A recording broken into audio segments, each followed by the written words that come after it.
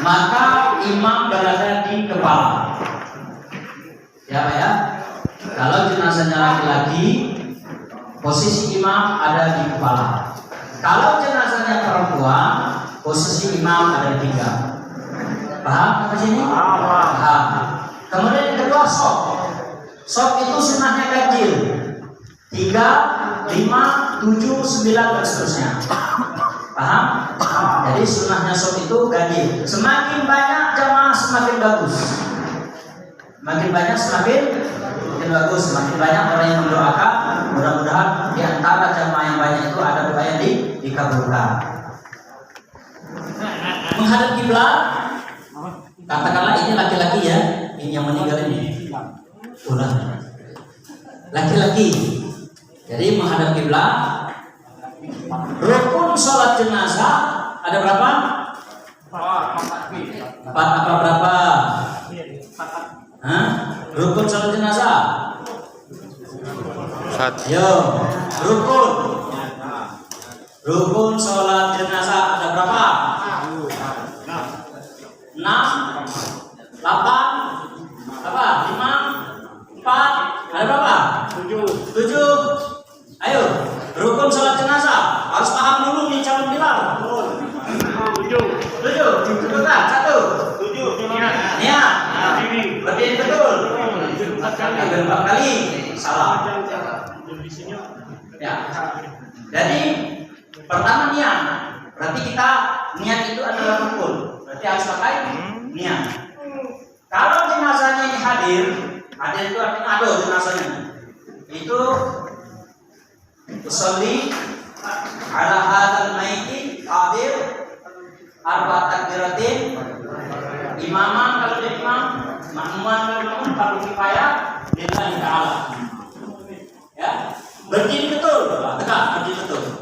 Sekemampuan dia. Kalau nenek lagi bongkok, ya sebongkok dia kan. Tapi kalau dia masih tidak bongkok, harus tetap berdiri betul. Takbir 4 kali. Takbir yang pertama membaca Fatihah. Zaharaka sir ya?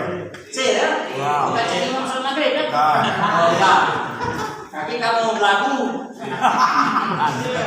Langsung ngomong Bismillahirrahmanirrahim. Wah, yang belakang paham memang tuh. Kata yang sebelah paham, apa paham? Iya. Nanti ditanya rukuk bodoh. Kapan ditanya apa rukuk? Satu soal. Jadi takbir yang pertama baca takbir yang kedua salawat. Allahumma sholli ala sayyidina Muhammad. Itu afdal salawat paling sedikit. Yang afdal salawat Ibrahimiyah. Seperti kita tahiyat. Kemudian takbir yang ketiga doa mayit. Allahumma ighfir lahu warhamhu. Atau boleh diteruskan sampai selesai. Takbir yang keempat doa cukup. Ya, doa cukup. Kemudian ditutup dengan salam. Salam kiri kanan. Tidak usah pakai rukuk, tidak usah pakai sujud. Iya. Itu untuk sholat jenazah. Niatnya tadi laki-laki 1. Kalau jenazahnya perempuan, posisi imam di pinggang. Bagaimana niatnya? Usolli ala hadzil maitati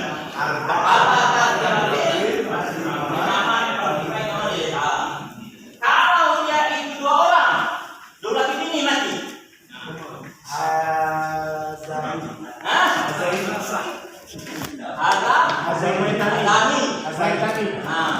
Kalau dia 3, haula. Begitu juga doanya. Kalau perempuan, kalau laki-laki Allahumma ighfir lahu warhamhu wa'afihi. Kalau perempuan, kalau orang tua, kalau orang banyak, kalau banci. Sekarang yang meninggal ini anak kecil. Anak yang masih di bawah umur, belum akil balik. Ada berapa rukun salatnya? Enggak, bukan salatnya. Ada berapa sholat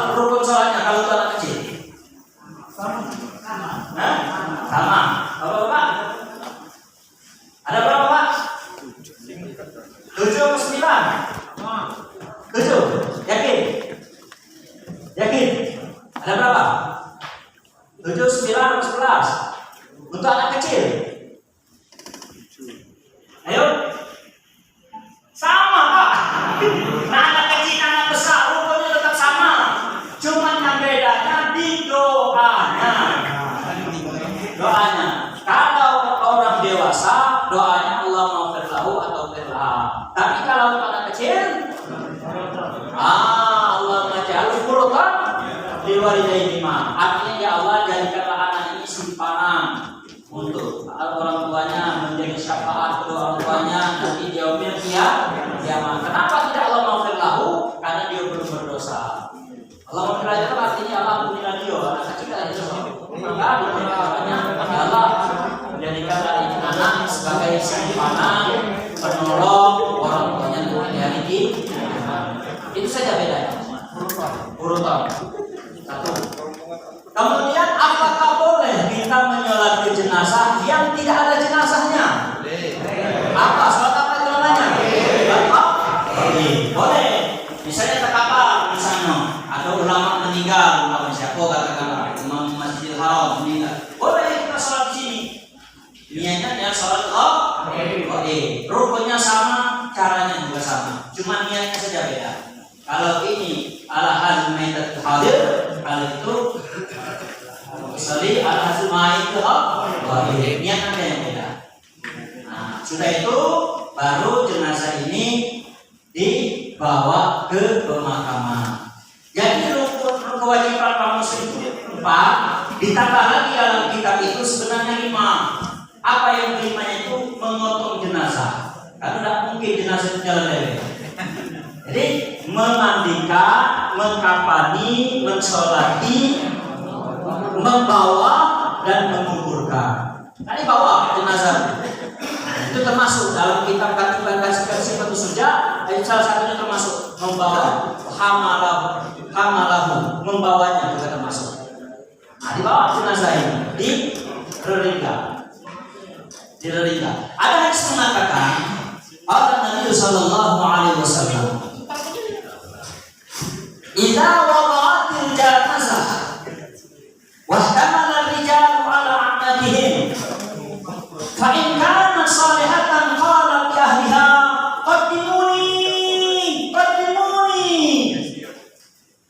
wa in kanat ghairu salihatin qala li ahliha ya wailaha aina tadhhabuna biha." Yasma'u sautaha kulla syai'in illa al-insan walau sami'ahu la sa'iqa. Yang artinya ketika jenazah itu diletakkan di atas reringa bahasa kami. Reringa bahasa kamu. Apa bahasa sini apa? Itu kecil. Ketika dimasukkan di situ diangkat oleh beberapa orang laki-laki. Ketika diangkat maka jenazah itu teriak. Ini hadis sahih. Kalau jenazah itu orang soleh, suka sholat, suka ibadah, taat kepada Allah, dia teriak apa teriaknya? Qaddimuni, ayo cepat, jangan lama mengubur aku nih. Dari situlah kita disunahkan kalau ada jenazah cepat-cepatlah kamu kuburkan, karena takutnya jenazah itu orang soleh. Karena orang soleh dia cepat-cepat ingin dikuburkan. Kenapa? Karena dia sudah dilihatkan. Janji-janji Allah, nikmat kubur sudah diakan, bidadari sudah menanti, semuanya sudah siapkan lagi. Bagaikan kita nunggu malam pengantin baru. Alamnya apa? Jadul. Apalah malamnya? Nah, kan kira-kira itu. Pengen cepat-cepat nak malam. Nah, begitulah orang yang baik. Ayo cepat-cepat, jangan lama-lama. Entah lagi kau ni, kamu lah seharian meninggal lu di kubur. Kenapa memang lu di kubur? Nunggu anaknya. Anaknya kan memang di Samarinda. Delay. Ada orang memang limo, siput di Samarinda, siput di Bali, siput ada kubur lagi. Iya, tak kubur lagi di sana sama. Kamu tak tunggu kalau. Makanya kalau jenazah yang baik dia ingin cepat-cepat dimakamkan. Itu sunnahnya kita cepat-cepat dimakamkan. Kemudian di mana letak memakamkan? Kalau kamu di sunnah Rasul, mengambil sunnah Rasul, di mana kamu meninggal di situ kamu memakamkan. Rasul lahir di Makkah, wafat di Madinah. Di mana dikuburkan? Di Madinah. Rasul meninggal di dalam Masjid Nabawi. Kan rumahnya di samping Masjid Nabawi. dikuburkan di kamar, di rumahnya, di kamarnya. Nah, itu kalau namanya sunnah Rasul. Jadi kalau kita meninggal, misalnya meninggal, ya sudah, kalau memangnya sudah ada Rasul, kita kuburkan. Ada kita sahabat-sahabat itu meninggal di Jakarta, balik ke dusunnya di Sekayu itu masuk di belakang di pulau kan. Nah naik kenteng pulau, nah ini yang menghambat itu. Sementara sunnahnya itu di mana kamu meninggal, di situ kamu dikuburkan. Wa ikanat ghairu sholihatin, kebalikannya, kalau jenazah tadi bukan orang baik, bukan orang soleh, dia akan teriak juga, cuma beda teriaknya. Apa teriaknya? Ya wailaha, aina tazhabuna biha. Hati siapa? Oh, dari mana aku doi? Merontak. Oh, dari mana aku doi? Ketakutan. Aku, karena malaikat itu kan megang mondemilnya. Ayo, loh. Masuk.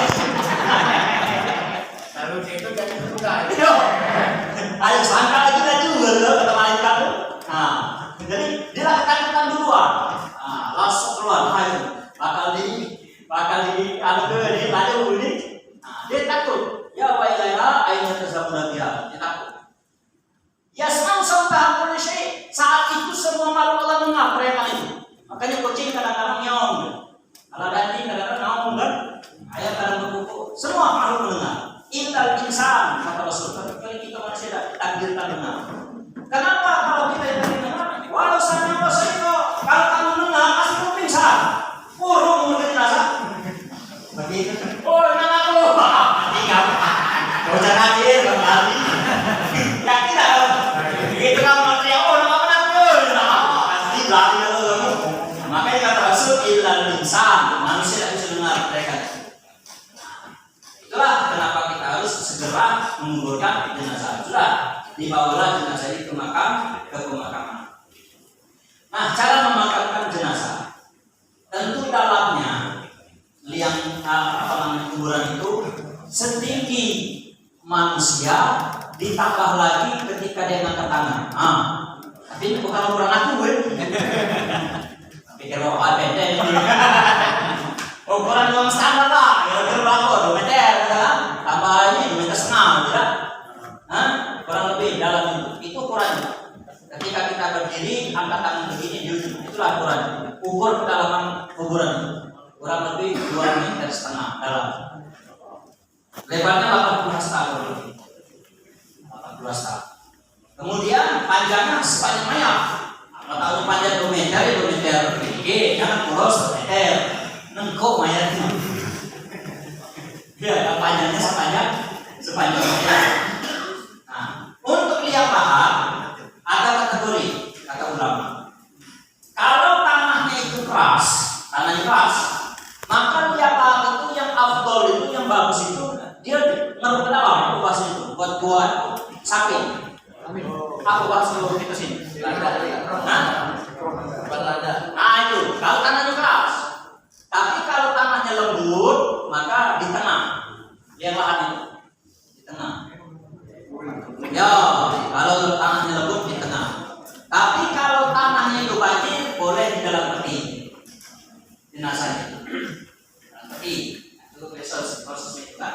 Itulah cara membangun liang lahat. Kalau tanahnya keras itu bagusnya di samping, kalau dia tanahnya lembut di tengah, kalau tanahnya banjir itu pakai peti. Lalu ditimbun, habis ditimbun ada yang mengazankan monggo, tidak juga tidak apa-apa. Ada yang mentalkinkan ketika sudah dimakamkan monggo, tidak juga tidak apa-apa. Yang penting yang terpenting itu didoakan. Jadi jangan sampai tidak didoakan. Itu sudah dimakamkan, maka didoakan. Sudah setelah didoakan, lalu kita pulang selesailah dengan rentetan kita yang namanya urusan jenazah tadi. Paham Bapak-Bapak sekalian? Alhamdulillah. Aku kira cukup itu saja Pak ya. Aku yakin semuanya sudah paham semuanya. Saya hanya sekedar mengingatkan saja. Dan saya yakin lebih paham Bapak daripada aku. Tapi ini karena adalah hal kita ini kita sampaikan bersama-sama. Ini saja, terima kasih. Kalau ada pertanyaan kami silakan untuk bertanya. Kalau bisa kami jawab, kalau tidak kami tinggal kembali.